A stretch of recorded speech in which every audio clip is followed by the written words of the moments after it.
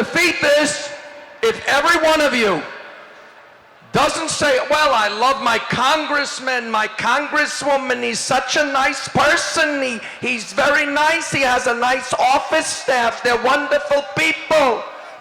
You better know that you say to them, you go to their office, you call their office, and you say, Steve Israel, Chuck Schumer, Nita Lowey, all of you, you will stand up for my rights and my children's rights to live, and you will tell your colleagues to join you in killing this deal.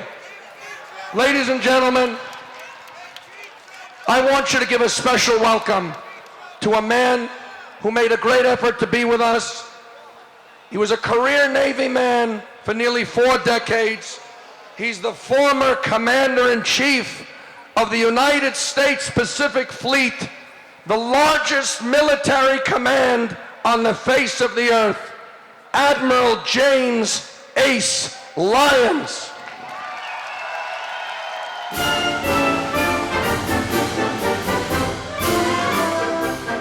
Well, thank you very much. I gotta say, by your presence here tonight, you said it all. You understand, Houston, we have a problem. I have to tell you, never in my lifetime did I believe I would witness this great country of ours being taken down and withdrawn from our world leadership by our own administration. Unbelievable.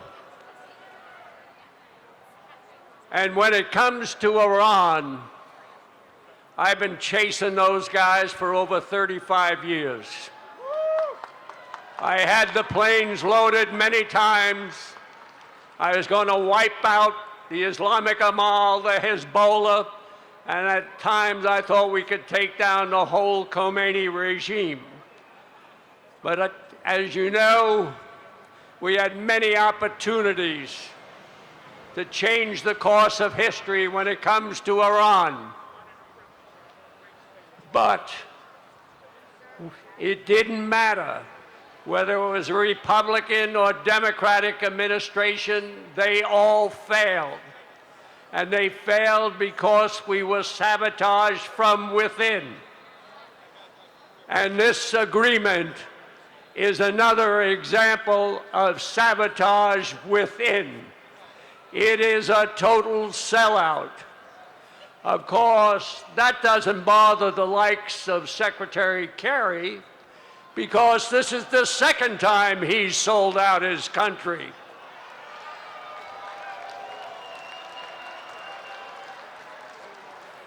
And for President Obama, this is his Neville Chamberlain peace on our time moment. Ridiculous. Now, we don't have an agreement. What we have are terms of surrender. We guarantee Iran will have a nuclear weapon capability, and just as important, we guarantee they will have the most modern conventional weapons which could jeopardize our position in the Persian Gulf. Now, I've always said these negotiations were a sham. And I want to take you back to when President Obama was candidate Obama in the summer of 2008. And according to Michael Ledeen, he opened up a secret communication channel to the evil Khomeini regime. And that secret channel was Ambassador William G. Miller, who spoke fluent Farsi and served in our embassy there. And the message was, don't sign an agreement with the Bush administration. Wait till I'm president. You will get a much better deal. Well, he certainly proved that. He went on to tell him, you will like my policies. I am your friend. Unbelievable. Here's a country that's been at war with the United States for over 35 years, the world's leading sponsor of state-sponsored terrorism. They've caused the loss of lives of thousands of Americans. And for you New Yorkers, you never should forget that it was Iran who provided the key material and training support to the 9/11 hijackers. Without that support, that terrorist attack couldn't have been carried out, and 3,000 innocent Americans who were doing nothing more than going to work would be alive today. Unbelievable. Now, I've got to touch a little bit on the concessions. You all know about the concessions, and they all pale in comparison to one key concession, which is sacred and goes to the heart and soul of every American. This traitorous group traded our national honor. Yes, this group conceded America's honor. It cannot be allowed to stand. They humiliated this great nation before our friends, our allies, and most importantly, our enemies. This surrender document must be thoroughly rejected by Congress. And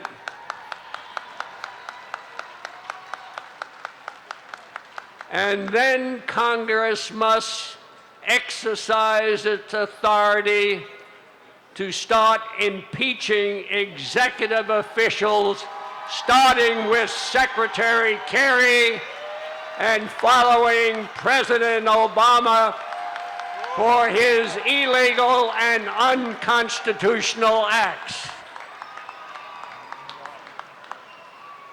I have to tell you one thing. There's only one sure way to prevent Iran from getting a nuclear weapon capability, and that's with a military strike, and you can take that to the bank. It's great to be with you. God bless America.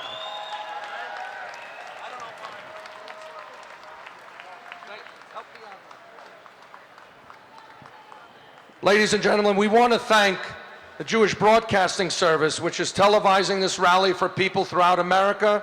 The rally will be seen tomorrow night at 7 and again Sunday afternoon at 1. We also want to thank, I can't remember everyone, Dr. Paul Brody, who did so much for this rally, so many others. We want to thank the famous Dr. Marvin Belsky. Ladies and gentlemen, Clare Lopez, brilliant woman, the Vice President for Research and Policy Analysis at the Center for Security Policy, a Senior Fellow at the London Center for Policy Research, so many other credentials. Please welcome former CIA operative Clare Lopez.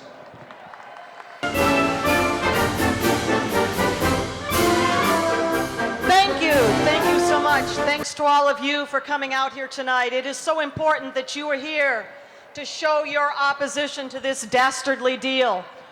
Almost 14 years ago, not very far from where we stand here tonight, and at the Pentagon, and on a plane full of heroes over Pennsylvania, America was attacked by Islamic jihadist enemies.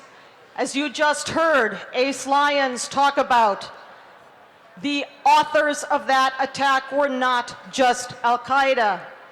About 10 years after the attack, December 2011, Judge George Daniels, Southern District of New York, right here in Manhattan, issued a ruling.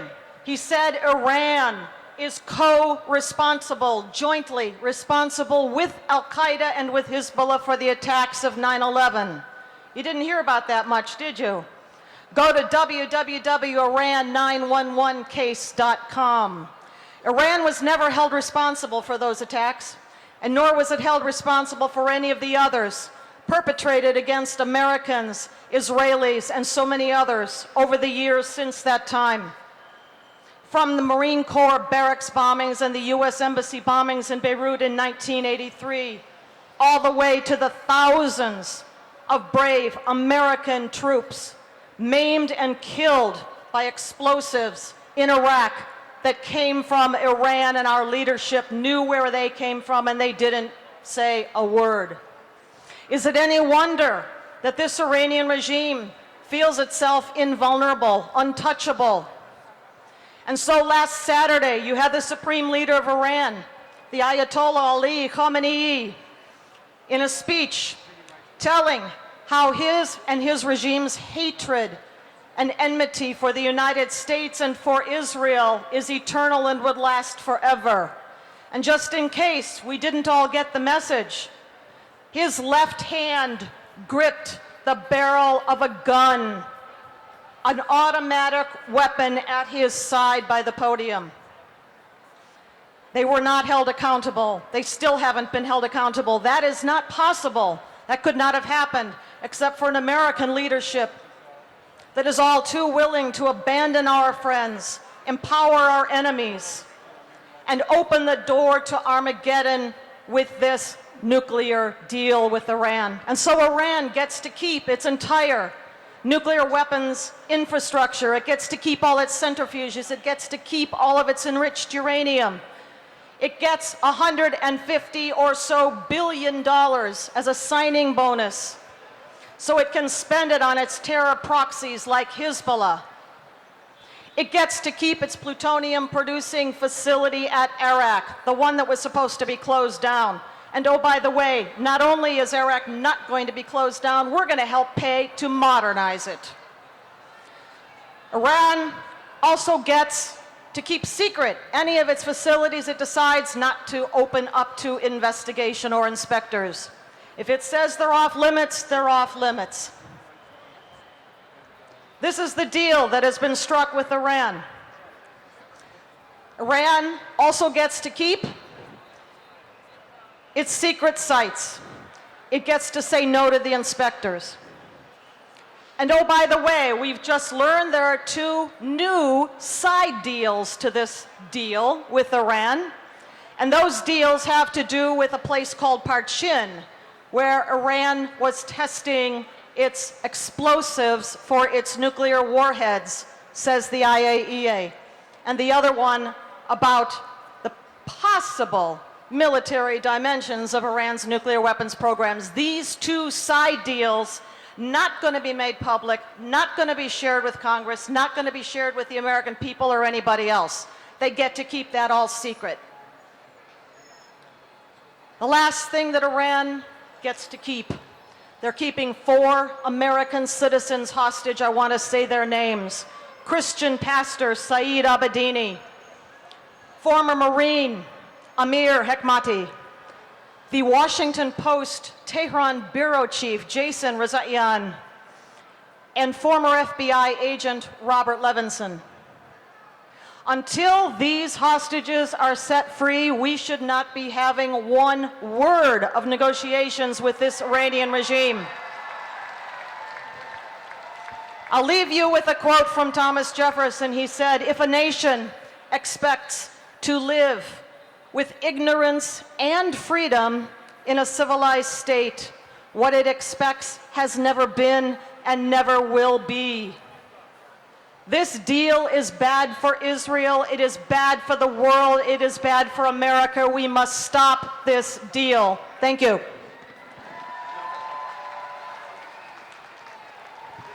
I want to recognize a great human rights scholar, President of Human Rights Voices, Ann Bayevsky. Rabbi Shmuley Boteach is with us, Rabbi Shlosh and Rabbi Joe Potasnik of the New York Board of Rabbis. I want to make sure from earlier when we all discussed this matter that you understand that if Senator Schumer wants to kill the deal, he will be a great American hero. Because we know if he tells your senators, Blumenthal, Booker, Gillibrand, by the way, has anyone seen Kirsten Gillibrand in the last year? I don't even know what the heck happened to her. She seems to have disappeared altogether. It's like we only have one senator. But if Senator Schumer wants to kill this deal, he will stand up and give the following speech. He will say, ladies and gentlemen, I have decided that my greatest yearning was to be the Democratic leader of this House. But before that, I must vote my conscience. And I demand of you what you demanded of me when I sided with you on so many important issues, like apartheid and civil rights and farm bills. And I want you to kill this deal. Because if you don't kill this deal, Senator Schumer, how many of you vowed to kill Schumer's career? Kill the deal or kill your career. Kill the deal or kill your career. Kill your deal or kill the career.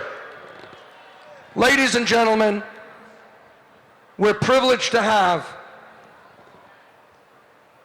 a great military analyst on television and radio, guest lecturer on national security, international political and economic issues, strategic planning, and the global war against radical Islam and other threats to America.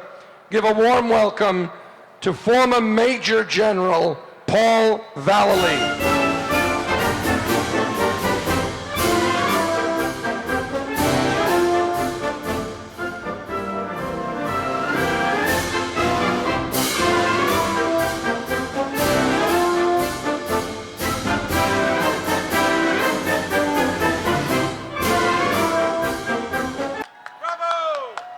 Wow, ladies and gentlemen, listen, I guess they saved the best speakers for last. That's the only thing I can tell you, but we've got a few more after myself, but what a crowd here today. I'm proud of you for standing up for America and taking the time to listen.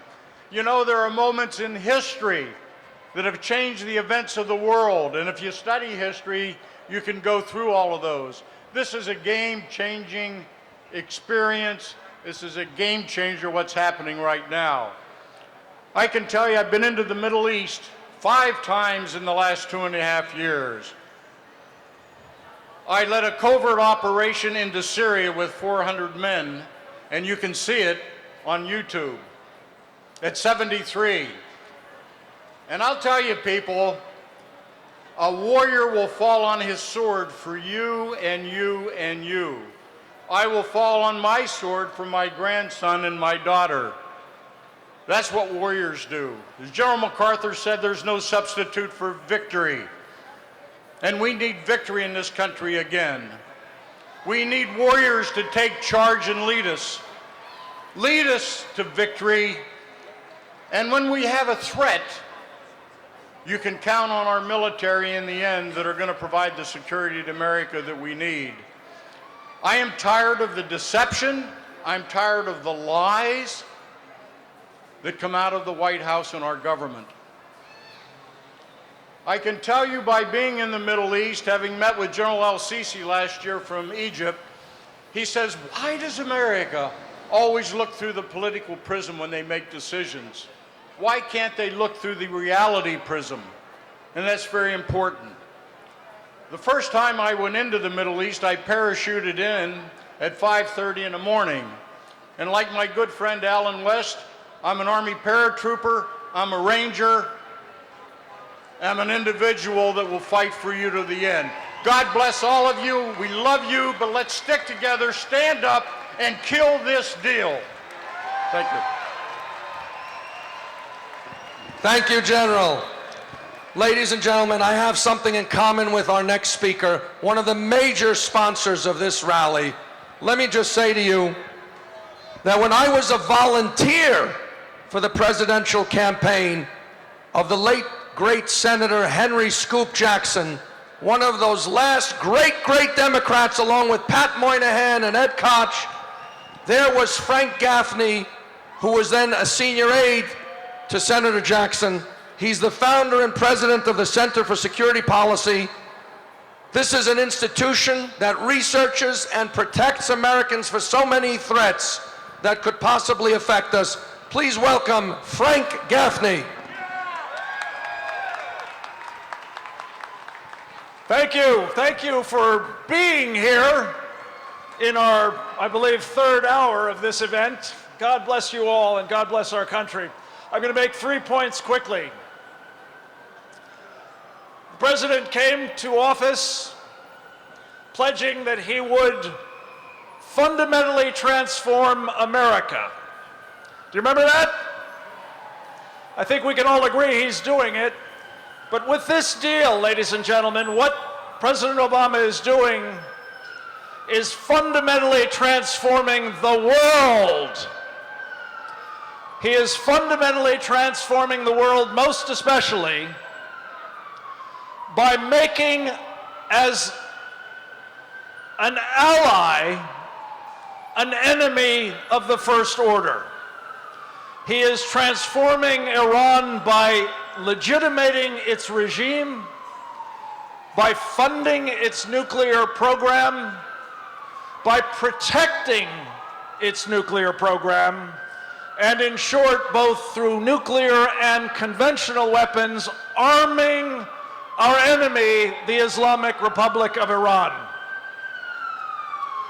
He is doing so, of course, explicitly by replacing our long-standing alliance with Israel. Another fundamental and enormously dangerous transformation. The second major point I want to leave you with, many of our previous speakers have spoken to this question.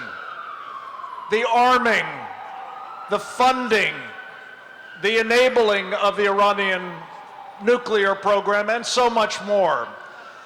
Think about this, folks. In addition to the $750 million that has been given to the Iranians just for staying at the negotiating table every single month,